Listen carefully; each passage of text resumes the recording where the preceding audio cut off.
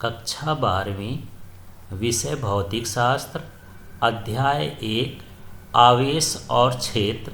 इसके अंतर्गत आज हम गॉस प्रमेय को समझेंगे, लेकिन इसके समझने के पहले आपको विद्युत फ्लक्स समझना होगा। तो इसका वीडियो बन चुका है, पहले आप उसको देखिए, इसके बाद फिर गॉस प्रमेय को समझेंगे। तो यहाँ पर है गॉस का प्रमेय। ये क्या कहता है, किसी बंद पृष्ठ से गुजरने वाला कुल विद्युत फ्लक्स उसके अंदर उपस्थित कुल आवेश का 1/ε0 गुना होता है, जहाँ ε0 निर्वात की विद्युतशीलता है। तो इस तरह से कथन है और इसी कथन का ये सूत्र है। तो या तो हम कथन से सूत्र बना लें या सूत्र से भी कथन बना सकते हैं, दोनों चीज़ें। लेकिन सूत्र से कथन बनाने के लिए इनको समझना पड़ेगा कि है क्या। ये है विद्युत फ्लक्स, ये है आवेश और ये है निर्वात की विद्युतशीलता। तो इसको क्या लिखेंगे, इसको लिखेंगे बंद पृष्ठ से गुजरने वाला कुल विद्युत फ्लक्स। इसका नाम हो जाएगा बंद पृष्ठ से गुजरने वाला कुल विद्युत फ्लक्स। अब इसके बारे में बोलेंगे, उसके अंदर उपस्थित कुल आवेश का 1/ε गुना होता है। यदि Q को नहीं बोलेंगे तो वहाँ 1 हो जाएगा, तो 1/ε0 गुना होता है, जहाँ ε0 निर्वात की विद्युतशीलता है। तो इस तरह से इसका कथन है। अब हम इसे सिद्ध करके देखेंगे और इसके कथन की व्युत्पत्ति करते हैं, इसके सूत्र की व्युत्पत्ति करते हैं। तो इसके लिए सबसे पहले एक चित्र बनाएंगे। इस चित्र में ये O बिंदु है और O बिंदु पर +Q आवेश स्थित है और इसके चारों तरफ हम एक बंद पृष्ठ की रचना करते हैं। इसको हम गॉसी पृष्ठ कहते हैं और ये गोलाकार होगा, इसलिए हम इसे गोलीय गॉसी पृष्ठ कहेंगे। इससे निकलने वाला जो विद्युत क्षेत्र है ये त्रिज्यीय बाहर की ओर होगा और इसका मान के चलते हैं कि इसमें छोटा सा अल्प पृष्ठ है और इस अल्प पृष्ठ पर क्षेत्र सदिश खींचेंगे तो ये क्षेत्र सदिश ds वेक्टर लिख सकते हैं या n का वेक्टर लिख सकते हैं। तो इस तरह से हमको चित्र की रचना करना है। अब चित्र के बारे में थोड़ा थोड़ा हमको लिखना है जो इसमें दिख रहा है। तो यहाँ पर मान लेते हैं, यहाँ पर आपको चित्र में +Q आवेश भी लिख देना है, समझना है। तो ये है माना निर्वात में बिंदु O पर, ये देख लीजिए बिंदु O पर +Q आवेश स्थित है, ये +Q आवेश स्थित है। इसके चारों ओर R त्रिज्या के गोलीय गासी पृष्ठ की कल्पना करते हैं। अब यहाँ R त्रिज्या वाला एक गोली गासी पृष्ठ ये है, गोली गासी पृष्ठ की क्या कर लेते हैं, कल्पना कर लेते हैं, रचना कर लेते हैं, जिसके अल्प पृष्ठ ds में P बिंदु है। तो यहाँ पर ये जो हिस्सा है ये वाला, इसका ये अल्प पृष्ठ है और इस अल्प पृष्ठ में कौन सा बिंदु स्थित है, P बिंदु है, जिस पर विद्युत क्षेत्र की तीव्रता क्षेत्र की दिशा त्रिज्यीय बाहर की ओर होगी। तो विद्युत क्षेत्र की दिशा कहाँ की ओर होगी, त्रिज्यीय बाहर की ओर होगी। तो बिंदु P पर विद्युत क्षेत्र की तीव्रता, तो विद्युत क्षेत्र की तीव्रता का सूत्र आप पहले भी पढ़ चुके हैं, पहले वीडियो देख लीजिएगा विद्युत क्षेत्र की तीव्रता का। तो ये सूत्र होता है 1/4πε0 Q/r² और इसकी दिशा हम इस चित्र से बता सकते हैं कि ये जो दिशा है ये O से कहाँ की ओर जाएगा, P की ओर, क्योंकि धनावेश से इनकी दिशा जो होती है त्रिज्यीय बाहर की ओर होती है, तो ये O से P की ओर होगी। इसलिए यहाँ पर हम इसकी दिशा बता देंगे कि ये क्या हो गया, OP के अनुदिश।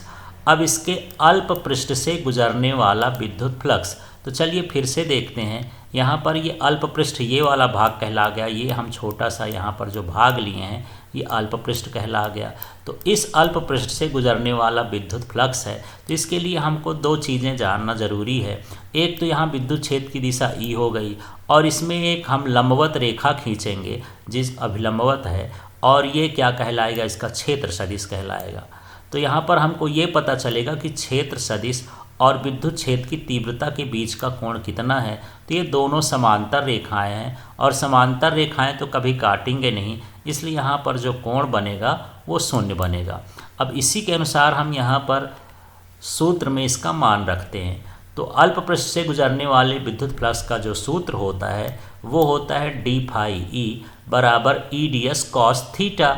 लेकिन यहाँ हम थीटा नहीं लिखे, थीटा के स्थान पर 0 लिखे हैं, क्योंकि अभी हम जब चित्र देख रहे थे तो उसमें विद्युत क्षेत्र की दिशा और जो क्षेत्र सदिश है, पृष्ठ के ऊपर खींचा गया क्षेत्र सदिश की दिशा दोनों समांतर थी और समांतर रेखाओं के बीच बनने वाला जो कोण था वो कितना होगा, 0 होगा, इसलिए यहाँ पर cos 0 लिख दिए।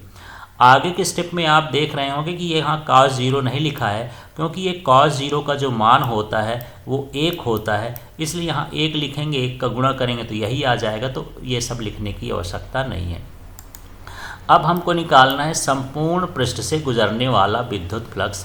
तो ये जो हम विद्युत फ्लक्स निकालेंगे, अल्प पृष्ठ छोटे से भाग से निकलने वाला विद्युत फ्लक्स था। इस चित्र में आप देख सकते हैं कि इतने भाग से जो फ्लक्स निकलेगा उसका है। अब इसके ये पूरे भाग से यदि फ्लक्स निकले तो कैसा हो जाएगा, तब हम इसका क्या कर देंगे, समाकलन कर देंगे। तो समाकलन में देखिए यहाँ पर ये d न लिख करके हम क्या लिखें, फाई ई। इसका मतलब ये है कि ये d था जो अल्प पृष्ठ से गुजरने वाला विद्युत फ्लक्स था, जब d हटा देंगे तो ये संपूर्ण पृष्ठ से गुजरने वाला विद्युत फ्लक्स है। या आप ये भी कह सकते हैं कि इसका समाकलन करने पर d हट जाएगा और फाई ई आ जाएगा। यहाँ पर भी हम ये समाकलन करेंगे तो ये ई की जगह ई लिख दिए और ये समाकलन होता है। समाकलन मतलब होता है बहुत छोटी छोटी चीज़ों का जोड़, तो यहाँ पर जोड़ है। इस समाकलन में यदि घेरा लगा है, आप लगा भी सकते हैं और नहीं भी लगा सकते हैं, तो ये सिर्फ ये बताता है कि ये बंद पृष्ठ के लिए है। अब यहाँ पर ये ds है तो यहाँ ds लिख दिए हैं। अब इनका मान रख करके हम देखते हैं इस सूत्र में, तो यहाँ देख लेते हैं, यहाँ हमारे पास e है और e का मान ये है। देख लीजिए इस समीकरण में e का मान है, तो ये पूरा का पूरा मान हम e के स्थान पर रख दिए हैं और ये जो समाकलन ds है वो समाकलन ds लिख दिए हैं। और यहाँ पर हमको लिख के बताना है कि e का मान रखने पर ये जो समीकरण शुरू में आया था उसका मान हम रख दिए। अब मान रखने के बाद ये देखते हैं कि जो गॉसी पृष्ठ था वो गोलाकार था। यदि हम उसके छोटे छोटे पृष्ठों को जोड़ेंगे तो उसके संपूर्ण पृष्ठ के बराबर हो जाएगा। तो जो गोले का संपूर्ण पृष्ठ होता है उसका सूत्र होता है 4πr²।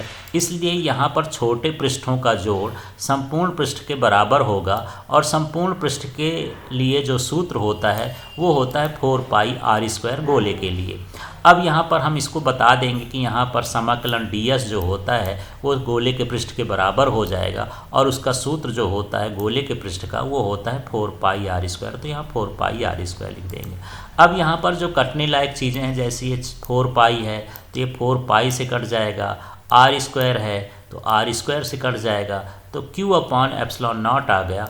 और यही जो है गॉस के प्रमेय का कथन है, यही हमको सिद्ध करना था। अगली चीज़ हम समझते हैं कि गॉस के प्रमेय का महत्व क्या है। तो इसमें जटिल आवेश वितरण के लिए किसी बिंदु पर विद्युत क्षेत्र की तीव्रता की गणना की जा सकती है। तो गॉस प्रमेय मुख्य रूप से विद्युत क्षेत्र की तीव्रता की गणना के लिए होता है जब आवेश का वितरण जटिल हो, सरल न हो।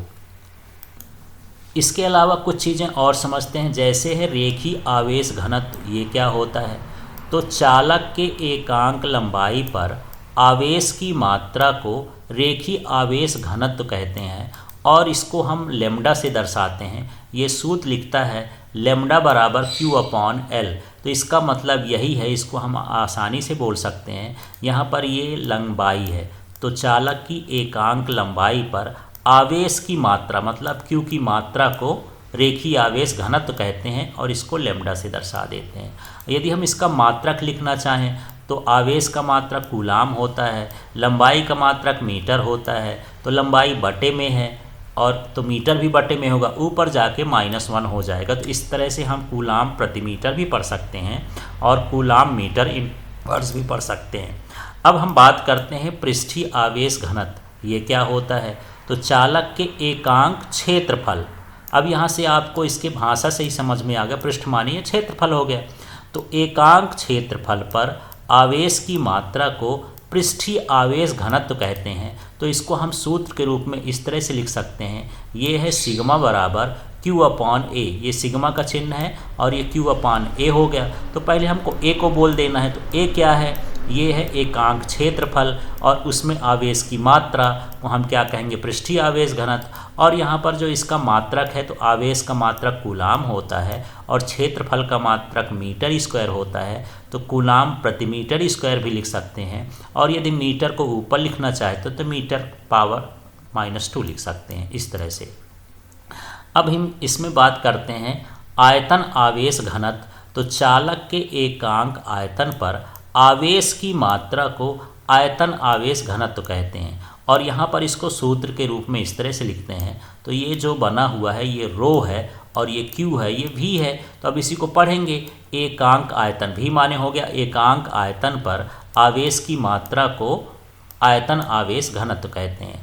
अब यहाँ पर हम इसका जो मात्रक है उसको भी निकाल सकते हैं। तो यहाँ पर जो आवेश का मात्रक है वो कूलाम है, तो सी लिख दिए। और जो आयतन का मात्रक होता है वो मीटर क्यूब होता है, तो कूलाम प्रति मीटर क्यूब लिख सकते हैं। या मीटर क्यूब को ऊपर ले जा कर के लिखेंगे अंश में, तो मीटर -3 हो जाएगा पावर में। इस तरह से यहाँ पर ये गॉस का प्रमेय है। तो गॉस का प्रमेय केवल यहाँ तक है, ये अन्य चीज़ें हैं, कुछ बिंदु इसमें शामिल कर लिए गए हैं। Thank you.